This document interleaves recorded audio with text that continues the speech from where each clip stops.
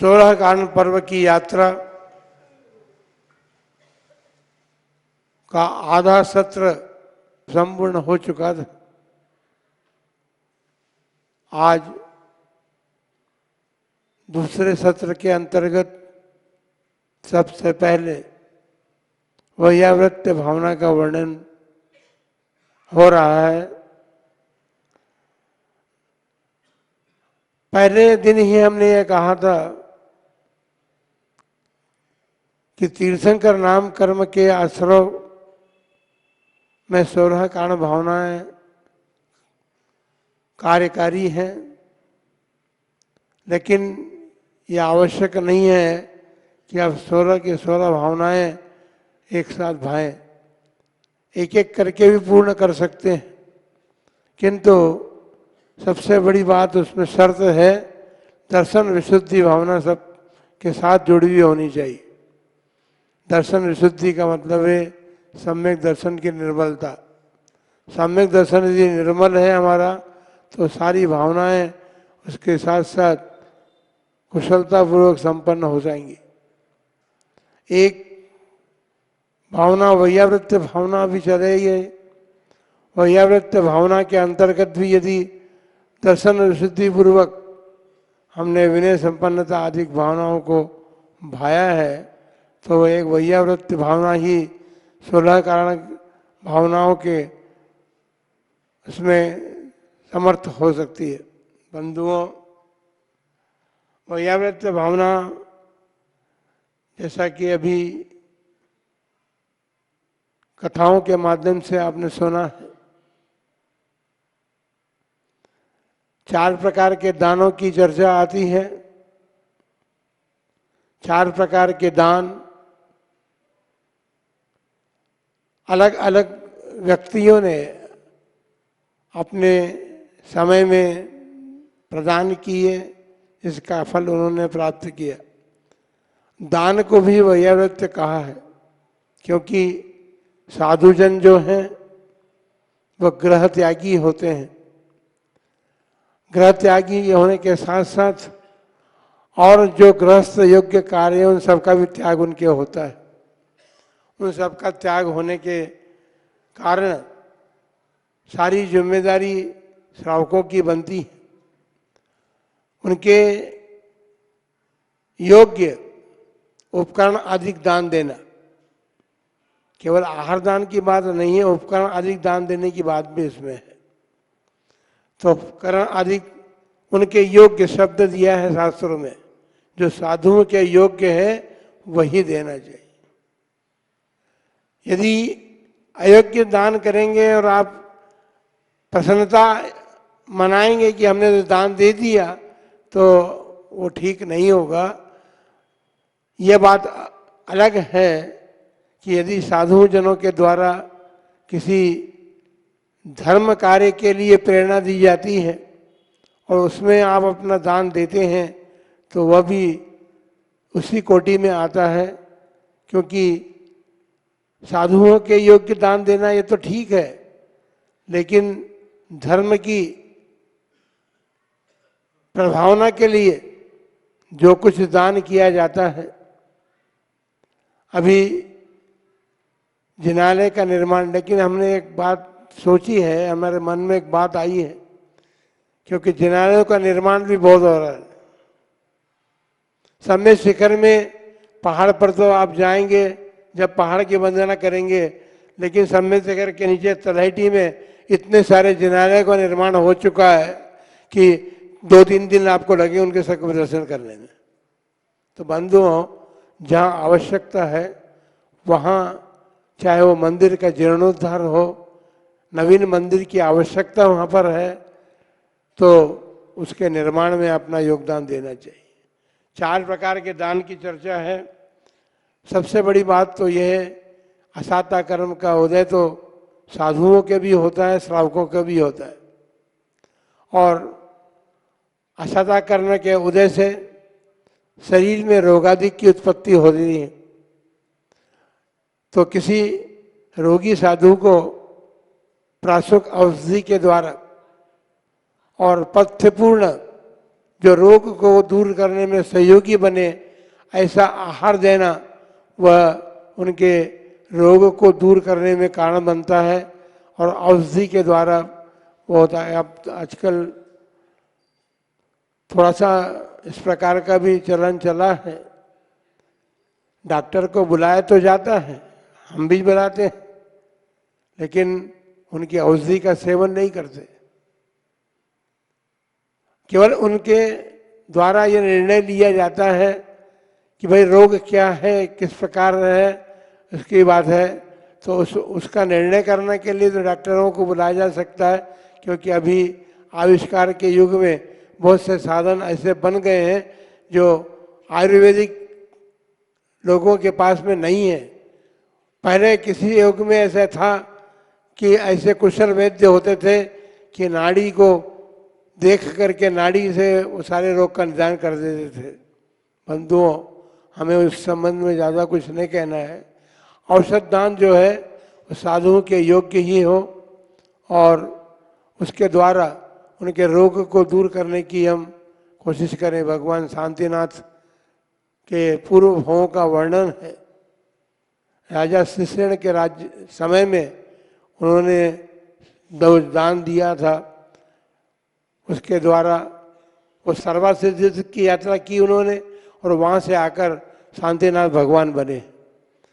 शांतिनाथ भगवान ऋषभदेव के बाद हम लोगों के लिए तो पहले भगवान है वो, क्योंकि चंद्रप्रभु भगवान के बाद में धर्म का विच्छेद होता रहा था, किंतु शांतिनाथ भगवान से अब तक धर्म का विच्छेद नहीं हुआ है।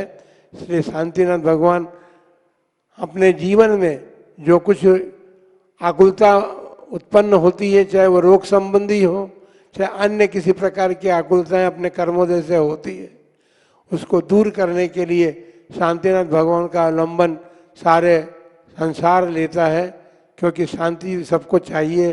शांति प्रदान करने के लिए शांतिनाथ भगवान को अवलंबन बना करके उनका विधान किया जाता है। तो इस प्रकार ये वैयाव्रत भावना में तो प्रासुक औषधि, आहार पानी, सबसे बड़ी बात अब आवश्यकता इस बात की है वसति का दान, यानी ठहरने के लिए साधुओं को स्थान की आवश्यकता होती है। उनकी रक्षा के लिए, उनके संयम के लिए, उनके धर्म की रक्षा के लिए वसति का दान भी आवश्यक है। अभी सुनने में आता है सारे गांवों में, शहरों में संत निवासों का निर्माण हो रहा है। बहुत अच्छी बात है, आप लोगों ने उस ओर ध्यान दिया है कि साधुओं के लिए, क्योंकि साधु जो हैं वो गृहस्थ त्याग किया है उन्होंने, तो आपके बीच में, आपके भवनों में तो नहीं रहेंगे। हाँ, ये बात अलग है कि संघ का जब बिहार हुआ राजस्थान की ओर, तो अन्य लोगों ने भी अपने बीच में नहीं ठहराया, अपने मकानों को खाली करके उन्होंने वसीयत दी और वहाँ रह करके साधुओं ने अपने उसको निकाला। समय तो क्या, रास्ते मार्ग में एक दिन के लिए रुकते थे, लेकिन अच्छे आज जो राजपूत आदि समाज के लोग थे, मीणा आदि समाज के लोग थे, उन्होंने अपने मकानों को खाली करके, ये नहीं कि जिसमें वो निवास कर रहे हैं वहीं पर साधुओं को उन्होंने रखा था। तो अपने, इसलिए हमको भी यही होना चाहिए कि हमको साधुओं के लिए वसीयत का दान करना चाहिए। तीसरी बात है शास्त्र दान की, जो उनके ज्ञान में कई सहयोगी बनता है और ज्ञान को प्राप्त करके वे अपने जीवन को संयम साधना में लगा करके, ध्यान आदि में लगा करके और कर्मों की निर्जरा करके वे अपने मोक्ष मार्ग को प्रशस्त कर सकते हैं। इसलिए ज्ञान ध्यान भी एक प्रकार से वैयावृत्ति में आता है, क्योंकि उनकी वैयावृत्ति, उनके संयम की रक्षा। वैयावृत्ति का मतलब केवल हाथ पांव दबाना नहीं है। बहुत से लोग आते हैं, महाराज वैयावृत्ति करनी है, तो हाथ पांव दबाना भी वैयावृत्ति है, उसकी भी आवश्यकता होती है। लेकिन हमें ये देखना चाहिए कि जिनकी हम वैयावृत्ति कर रहे हैं वो वृद्ध हैं, युवा हैं, और किस प्रकार वैयावृत्ति करें, क्योंकि लोग जब आते हैं ना वैयावृत्ति करने के लिए, तो फिर स्वयं का शरीर भी हिलता है और जिनके वैयावृत्ति कर रहे हैं उनका भी शरीर हिलता है। तो इस प्रकार अपने धर्म का पालन करने के लिए उचित ज्ञान भी हम में चाहिए और उचित तरीके से हमको वैयावृत्ति आदि करनी, क्योंकि इसमें श्रद्धा सबसे बड़ा गुण है। गुणों की जिनकी वैयावृत्ति कर रहे हैं उनके गुणों की प्राप्ति की भावना हम में होती है, इसलिए वैयावृत्ति की जाती है। और दूसरी बात, उसमें श्रद्धा आवश्यक है। श्रद्धा के साथ साथ भक्ति होना आवश्यक है।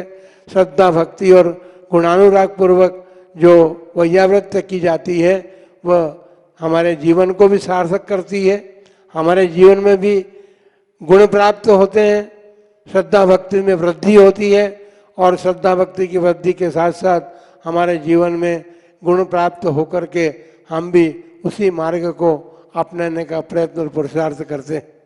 बंधुओं, गृह कर्म, आपका गृह कर्म है, गृहस्थ हैं आप, घर में आप सारे कार्य गृहस्थ संबंधी करते हैं और गृहस्थ संबंधी कार्यों में जो पापों का उपार्जन होता है उनके लिए भी आवश्यक है वैयावृत्ति, क्योंकि वैयावृत्ति भावना जो है, वैयावृत्ति भावना की बात तो है, लेकिन इससे भावना भाना नहीं है, हमको करना भी है साथ में। नहीं भावना भाए, घर में बैठ करके वैयावृत्ति भावना बहा रहे हैं, वैयावृत्ति करना चाहिए, वैयावृत्ति करना चाहिए, इससे काम नहीं होगा। वैयावृत्ति अपने शरीर से करना है। एक सबसे बड़ी बात है, हमारे इस भावना को भाने के लिए या इस भावना करने के लिए मन भी चाहिए हमारा और वचन भी हमारा कार्यकारी है और काय भी हमें चाहिए। मन, वचन, काय तीनों की एकाग्रता पूर्वक हम ज्ञान प्राप्त करके और यथायोग्य वैयावृत्ति करेंगे, चाहे साधुओं की हो, चाहे व्रती श्रावकों की हो अथवा सम्यक दृष्टि श्रावकों की भी हो, उसकी भी वैयावृत्ति की जाती है। क्योंकि रोग एक ऐसी चीज है जो व्यक्ति को विचलित करने में कारण बनता है, और जब विचलित होता हुआ व्यक्ति अपने सम्यक दर्शन से, अपने चारित्र से विचलित होता है तो उसको उसमें स्थिर करने के लिए वैयावृत्ति ही सबसे बड़ा धर्म है। उस वैयावृत्ति के द्वारा वो हम उसके धर्म में हम उसको स्थिर कर सकते हैं।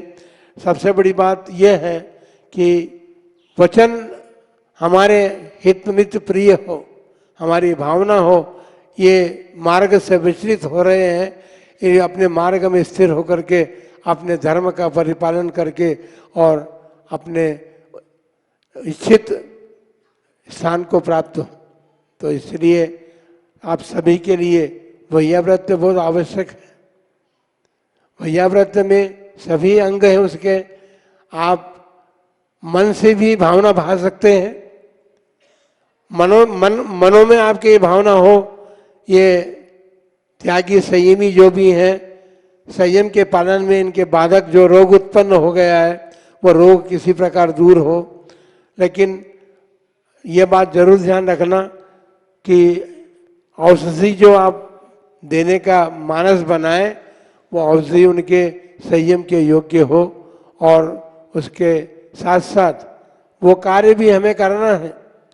यदि रोगी साधु हैं या संलेखनारत साधु हैं तो उनकी वैयावृत्ति भी की जाती है और उनकी वैयावृत्ति के लिए हमारे लिए शास्त्रों में बताया क्या क्या करना पड़ता है। काय से आप क्या क्या करेंगे, केवल उनके हाथ पांव दबाएंगे इतनी बात नहीं है। अरे शरीर का मल भी होता है, कफ की शिकायत है, वात पित्त कफ जो है ये तीनों रोग के कारण है। तो इन तीनों में से किसी की भी वृद्धि हो गई है और उस वृद्धि के कारण उनका रोग उत्पन्न हो गया है, तो उस रोग में कफ आदि जो है उनका आंतरिक मल शरीर का है, उस सब की शुद्धि करने का परम कर्तव्य होता है वैयावृत्ति करने वालों को। तो इसलिए वैयावृत्ति में मन तो आपका है ही, वचन भी है और आपकी काय, जब तीनों लग जाएंगे तो संभव है कि वो सम्यक दर्शन से। रोग के कारण भी ऐसे हैं कि उनके कारण भी मन विचलित होता है, हो सकता है, संभावनाएं बनी रहती है। वो अपने धर्म को छोड़ने के लिए तैयार भी हो जाते हैं। लेकिन हमें जिस किसी ने भी धर्म धारण किया है, चाहे वो श्रावक हो, प्रति हो या मुनिरन त्यागीव्रती हो, तो उन सबके धर्म की रक्षा करना भी हमारा परम कर्तव्य है। वो धर्म को परिपालन से सही ढंग से कर सके, इसलिए हमको वैयाव्रत करना है। वैयाव्रत साधु भी करते हैं, साधु की भी करते हैं, आचार्य भी संघ की वैयावृत्ति करते हैं, आचार्य भी संघ की वैयावृत्ति करते हैं, क्योंकि वो जान देखते हैं, अनेक उदाहरण भरे हैं, बहुदेव भावदेव आदि का उदाहरण है। तो किसी प्रकार से वचनों की प्रीति पूर्वक, वचनों की प्रीति जो है वो हमारे मन में विचलित होते हुए साधु को स्थिर करने में कारण बन सकती है। साधु को विचलित होते देख करके एक क्रिया चल गई है उसके निंदा करने की, तो निंदा करने से साधु ठीक नहीं होगा। साधु को तो आप उपदेश दें, धर्मोपदेश दें, शास्त्र बताएं और प्रेम पूर्वक बताएं, भक्ति पूर्वक बताएं, क्योंकि हमने पहले ही कहा गुणों का अनुराग हमारे मन में है, तो ही हमारे मन में ये वैयावृत्ति की भावना जग सकती है। हम श्रद्धा और भक्ति रखते हैं तो ही हम उन साधुओं के गुणों को प्राप्त कर सकते हैं। तो जब जिसके मन में श्रद्धा और भक्ति भी होगी, तो सबसे बड़ा यह है कि अपने धर्म से विचलित होने वाले व्यक्तियों की निंदा नहीं करके और भक्ति पूर्वक, प्रेम पूर्वक उनको यथोपदेश, धर्मोपदेश आदि के द्वारा स्थिर करने का प्रयत्न करना चाहिए। जैसे कि आचार्य परमेष्ठी जो हैं अपने संघ के साधुओं की वैयावृत्ति करते हुए, भगवती आराधना में तो बहुत कुछ वर्णन दिया है संलेखनारत साधु के लिए। तो अजी संलेखनारत साधु संलेखना का अंत समय आने पर भी विचलित तो हो सकता है, क्योंकि भूख भी एक ऐसा बड़ा हमारी रोग है कि उसके कारण उनका मन उस आहार जिसका त्याग किया उसमें भी लग सकता है, उधर भी उनका उपयोग जा सकता है। उसके लिए भी साधु या संघ के साधु आचार्य, निर्यापक आचार्य जो होते हैं वो यही तो काम करते हैं और क्या करते हैं। साधु को किसी भी प्रकार से विचलित नहीं होने देना ही उनका कर्तव्य है।